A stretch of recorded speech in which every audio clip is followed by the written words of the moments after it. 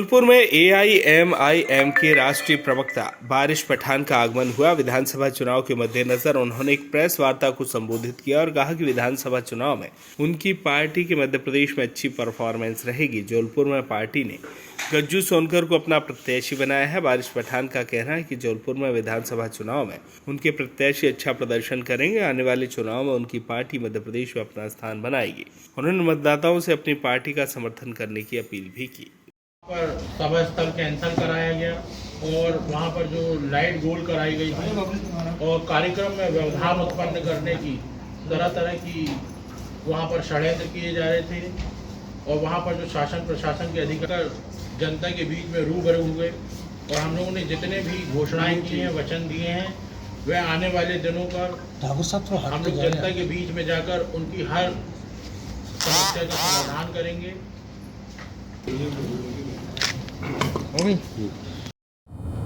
हमारी पार्टी पहली मर्तबा विधानसभा चुनाव लड़ रही है। जबलपुर से हम आपके तमाम के हरदिल अजीज़ जबलपुर का बेटा, भाई, दोस्त गजेंद्र सोनकर जी जो हमारे यहाँ है, गज्जू भैया, इनको टिकट दिया है, ठहराया है और लोगों का प्यार मोहब्बत तो आप देख ही रहे हो। अच्छी से लोग समर्थन कर रहे हैं और हमको यकीन है कि लोग हमको मोहब्बत से, प्यार से, दुआओं से, वोटों से नवाजेंगे और इस मरतबा हमको यहाँ से कामयाबी ज़रूर हासिल होगी। यहाँ पर आप तमाम ने देखा, इतने बरसों से जो सत्ता के अंदर रहे लोग, चाहे कांग्रेस पार्टी हो, भाजपा हो, मगर यहाँ पे विकास कुछ नहीं हुआ। ख़ास तौर से जो माइनॉरिटीज़ का था वो विकास तो आपको देखने को नहीं मिल रहा। यहाँ पर जो बीएमसी की स्कूलें हैं, जो म्यूनसिपल स्कूल्स सरकारी, जर्जर हालत के अंदर है, किसी को परवाह नहीं है, कुछ नहीं है। अब हम आए हैं चुनाव लड़ने तो तमाम लोगों के पेट में दर्द शुरू हो गया है। हम सभाओं की एप्लीकेशन डालते हैं, परमिशन हमको नहीं दिया जाता। एक जगह परमिशन हमको कल दी गई थी ग्राउंड में सभा लेने की, पता चला परमिशन कैंसिल कर दी, ग्राउंड को ताला लगा दिया। हमने बाहर खड़े होकर स्टेज बनाया, 15 मिनट में स्टेज तैयार किया और वहाँ से सभा की और यकीन मानिए लोगों की मोहब्बत, लोगों का प्यार इतना मिला मजलिस को कि पूरी सभा पैक थी। सरों का समंदर उमड़ आया था, पूरा जबलपुर जैसा मानो उमड़ आया है सभा के अंदर सुनने, क्योंकि लोग चाहते हैं सुनना, लोग चाहते हैं समझना कि क्या है। इतने बरसों से जो हमको सिर्फ एक वोट बैंक की तरह इस्तेमाल किया गया ये सेक्युलर पार्टी के ज़रिए, अब ये नहीं चलेगा। लोग चाहते हैं विकास। अब तक लोगों के पास विकल्प नहीं था कोई, एक तरफ बीजेपी थी, दूसरी तरफ कांग्रेस थी, मगर आज लोगों के पास विकल्प है मजलिस इत्तेहादुल मुस्लिमीन का। मुझे यकीन है लोग वोट देंगे और आप तमाम को पता ही है, मीडिया को तो ख़ास तौर से, लोगों को भी, कि किस तरह से बैरिस्टर असदुद्दीन ओवैसी साहब जो है हमारे पार्टी के प्रेसिडेंट, लड़ते हैं, हर मुद्दों के ऊपर आवाज़ उठाते हैं। हमारे दलित भाइयों के ऊपर अत्याचार होता है उस पर आवाज़ उठाते हैं, माइनॉरिटी, मुस्लिम, हर चीज़ के लिए आवाज़ उठाते हैं, संविधान के दायरे में रहकर अपनी बात रखते हैं और सरकार की आंखों में आंखें डालकर सरकार से सवाल करते हैं कि ताकत मजलिस की। और हमने कल भी कहा था, आज भी कहा था, मजलिस इत्तेहादुल मुस्लिमीन डरने घबराने वाली जमात नहीं है। हमारा एक एक प्रत्याशी, एक एक कैंडिडेट हमारे से मोहब्बत करने वाला, सब एकदम आते हैं सामने और संविधान के अंदर रह के हम वायलेंस नहीं चाहते, वायलेंस नहीं करते, अपनी बात को रखते हैं। मगर कौन लोग षड्यंत्र रच रहे हैं? आप बोल रहे हैं कि षड्यंत्र कौन लोग रच रहे हैं? षड्यंत्र तो को जो पता चल रहा है वो तो ये जो सेक्युलर पार्टी है लोग रच रहे हैं। इनको टेंशन हो गया, डर लग गया कि अब ये आ गए, अब क्या होगा। अरे भाई, इतने सालों से आपको वोट लिया, 90% आपको मुसलमानों के वोट चाहिए, लेकिन आपको करना क्या है? कुछ भी नहीं। आप ही के राज्य के कमलनाथ ने क्या कहा? राजीव गांधी को भूलना नहीं चाहिए बाबरी मस्जिद पे, बिल्कुल नहीं भूले कोई।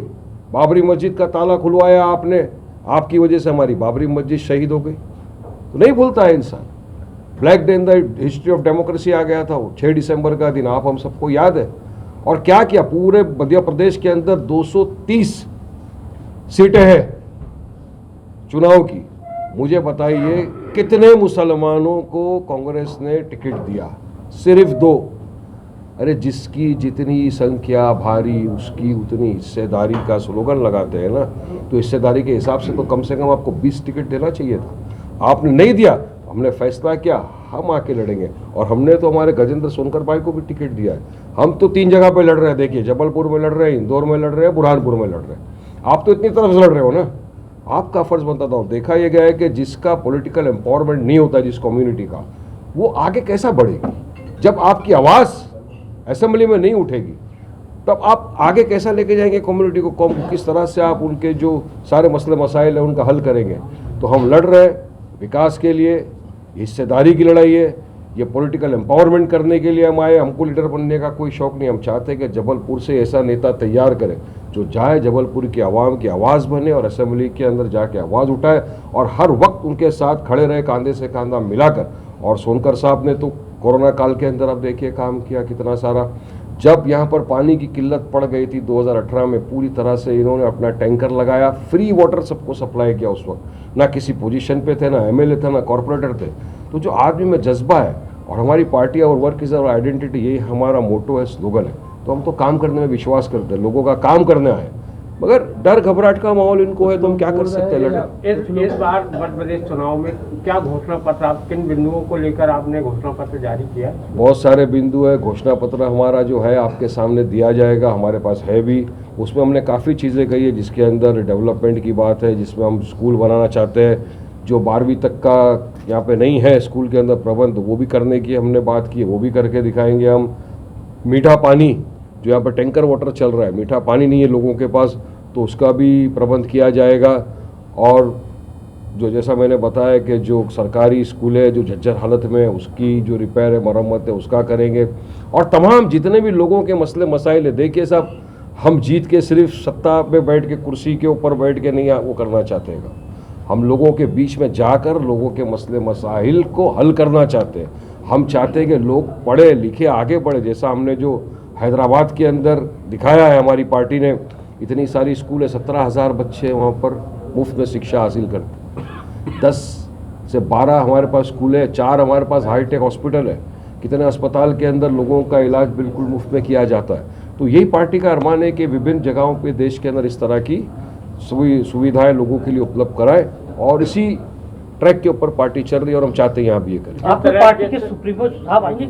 में चल रहा है, हम मध्य प्रदेश के अंदर है और वहाँ इतने बिजी है, तेलंगाना के अंदर 5 मिनट का वो नहीं है, मगर फिर भी उनकी दुआएं, आशीर्वाद है, पूरी तरह से हमारे साथ टच में, हर चीज़ के ऊपर उनकी नज़र है और देखते हैं क्या होता है। जिस तरह नगर निगम के प्रत्याशी आपकी पार्टी के पहुंचे हैं वहाँ पर, तो क्या लगता है इस बार मध्य प्रदेश में आपके प्रत्याशी? बिल्कुल, 2021 के अंदर हम पहली मरतबा लड़े। जबलपुर की आवाम ने मोहब्बतों से नवाजा। हमने 6 कैंडिडेट खड़े किए थे, जिसमें 2 जन को जिता के आपने कॉरपोरेशन के अंदर भेजा और उनके काम की प्रशंसा तमाम जबलपुर कर रहा है। सब बोल रहे हैं वारिस भाई आपके जो 2 पार्षद जीत कर आए, हम आधी रात को फ़ोन करते हैं, हमारे लिए खड़े होते हैं, हमारा काम करते हैं। यही काम जारी रहेगा आगे भी। हार जीत अल्लाह के हाथ में है, कोशिश करना, मेहनत करना हमारे हाथ में।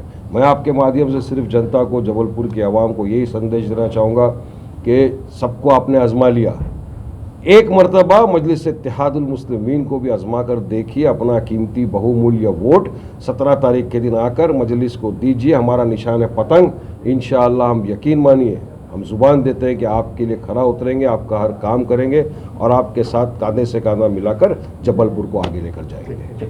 जबलपुर से आशीष बात्रे की रिपोर्ट।